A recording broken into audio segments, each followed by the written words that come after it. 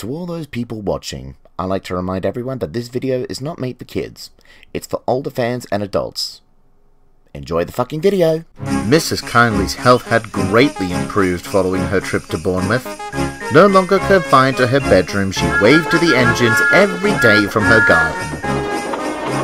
In the lead up to Christmas, however, Percy saw less of her. She must be cold, not having a firebox. I hope she isn't ill again. He needed have worried, for one morning Mrs. Kindly stood happily on the platform. "Oh, Percy, it's wonderful!" she smiled. "My family is coming from the mainland for Christmas. I get more excited every day." "Some of my friends live there too," Percy replied. "I haven't seen them recently, with how busy the branch line's been. I miss them dearly. I wonder how they're spending Christmas."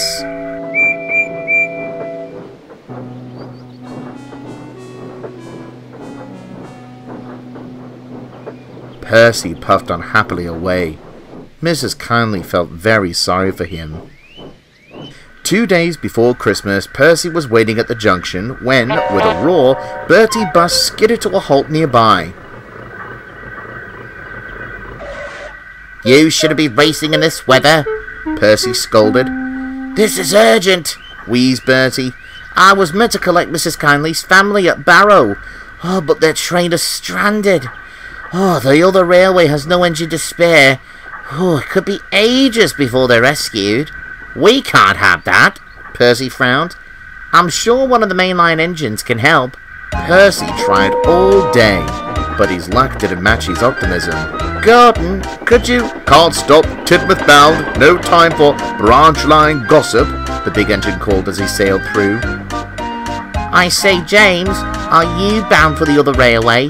My stopping train stops everywhere but there," the red engine huffed.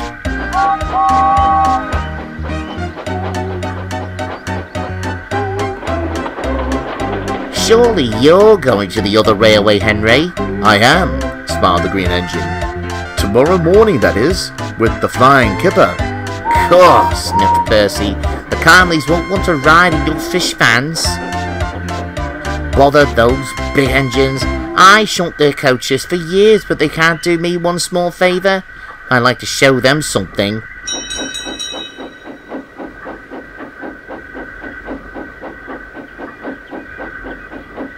"Perhaps you can." There was Mrs. Kindly, and the fat controller. "Percy, would you collect my family?" Percy was so surprised he didn't know what to think. "Oh, may I, sir?" "Certainly, Percy. Mrs. Kindly is a good friend of our railway. We mustn't allow her Christmas to be spoiled. Toby will handle the goods and has offered to lend you Henrietta and Elsie. The signalmen know you're coming. Off you go." Percy didn't need telling twice. In no time at all, he was steaming down the main line. "Beep, beep! Off to town!" he cheered. On the other railway, 2 tank engines sat stranded with a rake of coaches.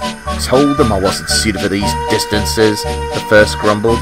"Could be worse," soothed the smaller one. "At least we can eat the coaches for the passengers. Help will come, you watch." A headlamp pierced through the darkness, accompanied by a boisterous whistle. "Do you suppose that's our help?" smiled the first engine.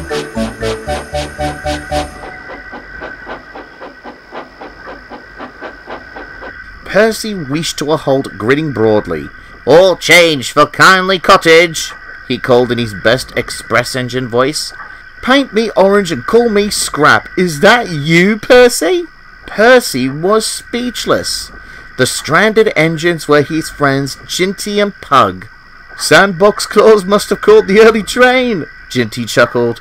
"Santa Claus," Pug corrected. "What are you two doing out here?" Percy gasped. "It's all wheels on deck for the other railway," explained Pug. "Every engine that can be working is working. We were drafted to pull this lot to Barrow, but someone went and broke down." "Merry Christmas to me," Ginty groaned, rolling his eyes. "Please help our passengers," pleaded Pug. "Someone will come for us, eventually." I'm not leaving you stranded, Percy snorted indignantly. You have steam, don't you, Pug? I say we get you to our works, then I'll take the passengers on. The two tank engines beamed. Their drivers agreed to the plan, and the cavalcade was off into the night.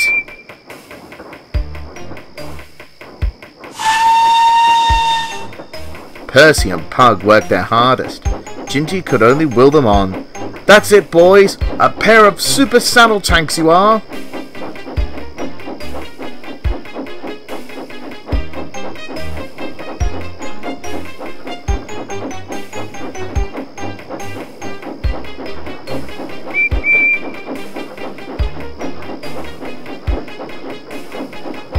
At last, tired but triumphant, they reached the workstation. The Kileys cheered the engines to the echo, and as they boarded Henrietta, Percy helped Ginty and Pug to the shed. It's a cold, dark shed, Ginty observed.